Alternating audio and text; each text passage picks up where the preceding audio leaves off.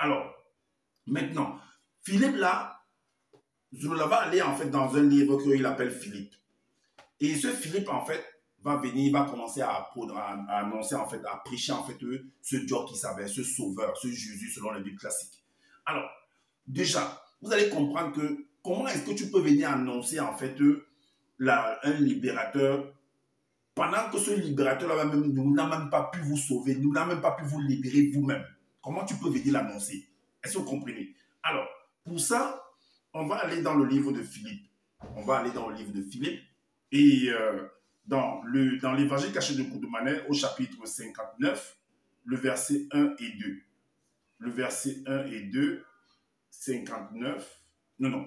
On va déjà comprendre déjà ce qui s'est passé avant d'arriver dans le livre de Philippe, que comment tu peux annoncer en fait un personnage qui n'a pas pu vous sauver, comment tu peux prêcher, comment tu peux venir partager la vie ou voilà, les exploits en fait d'un personnage qui n'a même pas pu vous sauver. On va voir cela dans l'évangile caché de Koudoumanet.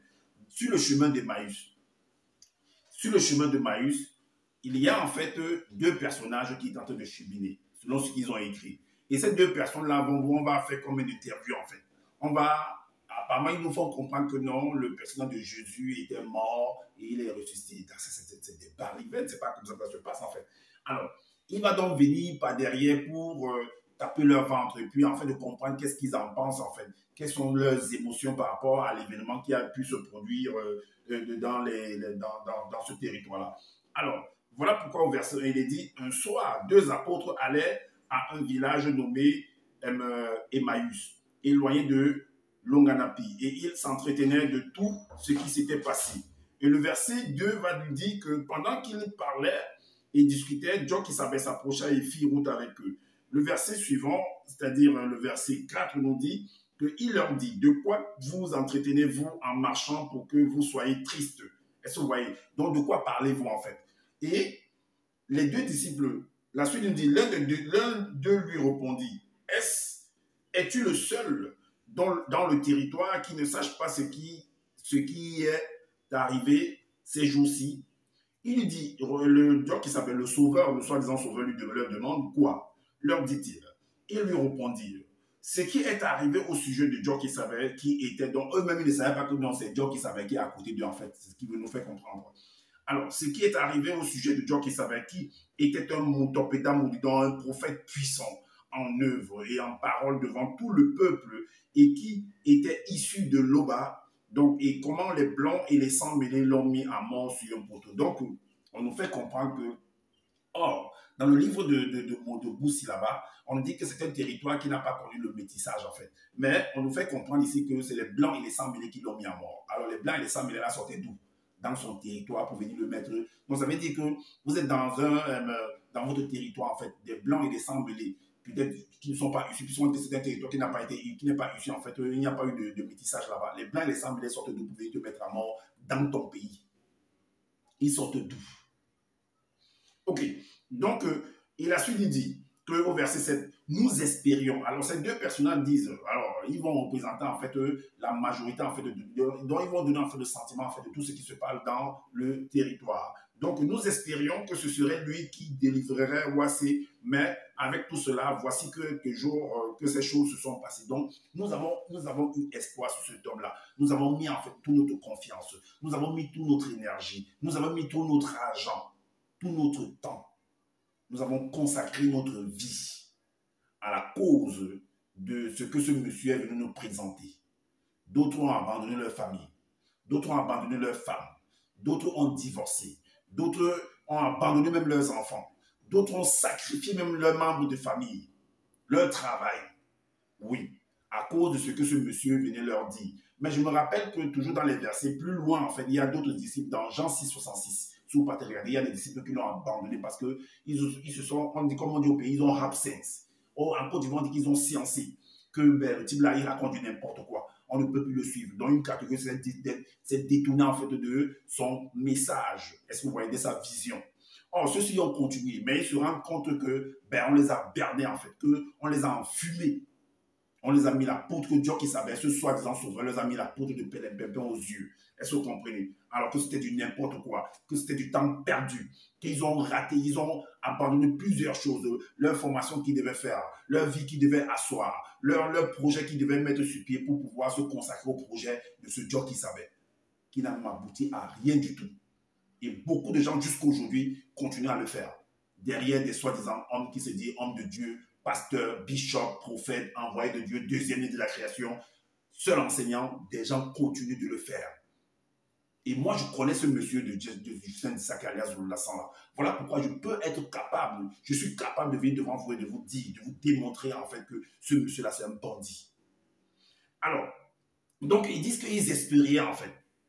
Ils espéraient que voilà, c'est lui qui devait les sortir d'une situation, je ne sais pas de quelle situation, mais voilà que cela n'a pas abouti en fait. Alors, donc le verset,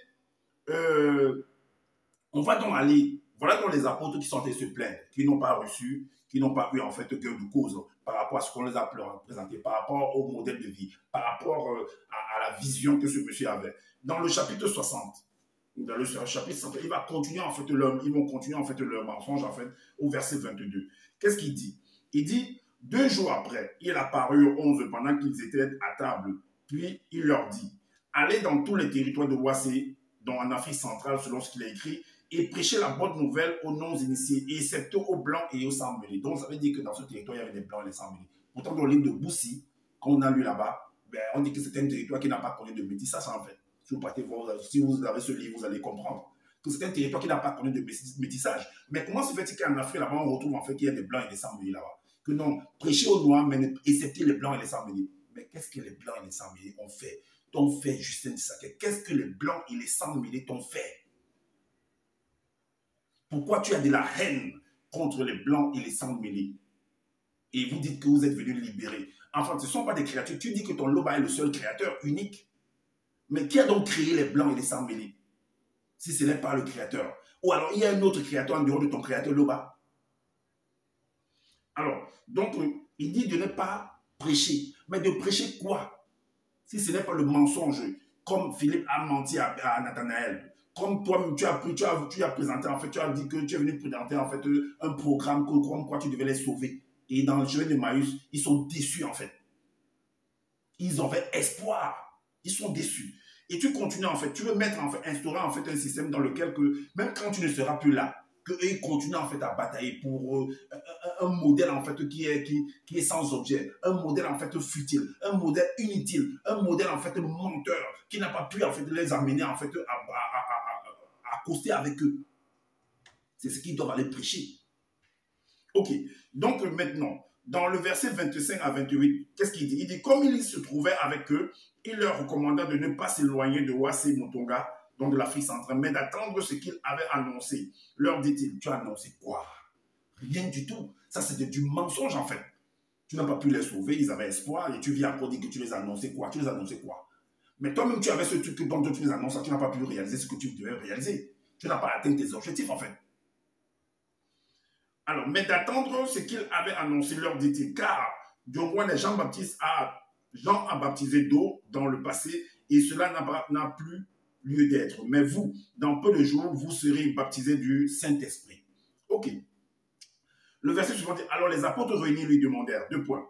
Maître, est-ce en cette époque que toi et le deuxième, le deuxième et toi rétabliront Ouassé, dont libérer Ouassé dans la terre, dans le peuple, si vous voulez comprendre.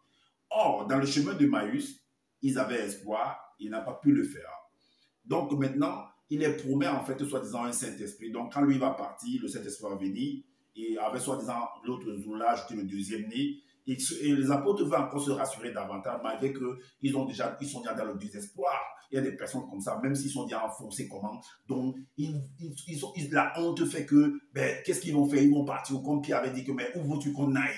Tu as les paroles de la vie. Quelle vie éternelle? Quelle parole de la vie éternelle? Pendant que dans le chemin de Maïs, ils disent qu'ils avaient espoir à la vie, soi-disant à cette parole de la vie éternelle. Pourquoi ils ont dit qu'ils avaient espoir? Pourquoi ça a été mentionné? Alors, il leur dit, écoutez ce qu'il va leur répondre. Hein. Il demande, donc c'est à ce moment-là qu'ils vont rétablir Dieu. Il dit, il leur répondit, ce n'est pas à vous Donc, il s'adresse aux apôtres, ni aux visibles de connaître, ni aux autres personnes. Le temps ou les moments fixés par le grand tout, donc par nous, par eux, je veux dire.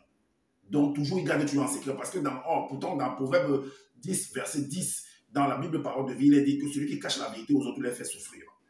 Et la suite le dit, il continue à dire, ben, car pour ce qui est du jour et de l'heure, personne dans le visible ni dans le monde occulte ne le sait, il ne le saura. Donc, comme pour dire que vous qui me posez la question là, vous ne le saurez jamais. Vous allez quitter, vous allez vivre, vous allez quitter de ce monde, vous le saurez, même ceux qui viendront après. Donc, même si je pars, en fait, c'est ce qu'il veut dire. Et que vous allez rester, puisque je vous recommande d'aller prêcher. Même ceux-là, quand ils vont vous poser la question, vous ne saurez pas, vous ne saurez rien, vous ne saurez quoi leur dire par rapport à cette question-là. Donc, il n'y aura pas de libération, en fait. Puisque moi, je ne vous ai pas libéré, le chemin de Maïs nous prouve cela. Et vous me posez la question, je vous réponds encore que, mais attends, en fait, il n'y a pas de libération, en fait. Donc, même le Saint-Esprit dont vous parlez et tout, c'est du n'importe quoi, en fait. Est-ce que vous comprenez? Alors, donc, maintenant, ils vont prêcher. Ils vont prêcher dans le livre de Philippe, dans le chapitre 1, le verset 1 à 4. Voici ce que Zola écrit. Il dit, moi, ton Dieu Kabbalah, qui est Philippe, j'étais descendu dans la ville de Enomon, donc dans la Samarie, et prêchais Dieu qui savait. Tu prêchais quoi de Dieu qui savait? Il vous a libéré? Non. Il vous a envoyé le Saint-Esprit? Non. Ou le Saint-Esprit, c'est quoi qu'il raconte? Est-ce qu'il a fait quelque chose pour vous? Mais tu vas aller prêcher quoi? Le mensonge que tu as dit à Nathanaël là-bas, que c'est écrit dans le livre de Boussi que voilà l'un des deux purificateurs ou bien l'un des sauveurs qui n'ont même pas donné le nom et ainsi de suite. Qu'est-ce que tu vas aller le prêcher là-bas? Donc, vous-même analysez en fait cette situation-là. Alors, la suite dit quoi là? Les foules toutes entières étaient attentivement à ce que je disais. Lorsqu'elles apprirent et virent les miracles que je faisais grâce au Mondi, quel miracle tu faisais? Tu ne faisais rien du tout. Car les démons sortirent de plusieurs possédés et il n'y a que ça qui peut venir dire des démons, de ceci, de n'importe quoi. Car des démons sortirent de plusieurs possédés en poussant des grands cris. Et beaucoup de paralytiques connus et de boiteux connus furent guéris. Et la suite dit quoi? La suite dit qu'il y eut une grande joie dans cette ville même. Oh, c'est du mensonge ça. Mais Justin Dissaquet, il y a une dame là, une Ivoirienne qui est dans ton groupe là, qui a eu un problème de vue jusqu'au point où on n'arrive plus à voir. Quand je vois ses photos, et c'est son œil là que je vois en fait qui a pourri en fait. Toi qui dis que ton grand frère en fait a guéri les paralytiques, a fait voir les aveugles. Donc lui il a fait des choses que toi tu n'arrives pas à faire. C'est selon ce qui est écrit. Hein. Cette dame-là, pourquoi elle n'arrive pas à voir? Pourquoi tu n'as pas pu la guérir? Tout c'est le frère, le jeune garçon camerounais qu'on appelle Laurent, qui est en Espagne là-bas, qui a le pied en fait pourri en fait. Pourquoi tu n'as pas pu guérir ce garçon-là? Et beaucoup d'autres malades qui sont dans ton groupe là que tu n'arrives pas à guérir. Et la dame dont on a coupé le pied à l'hôpital, pourquoi tu n'as pas pu empêcher cela?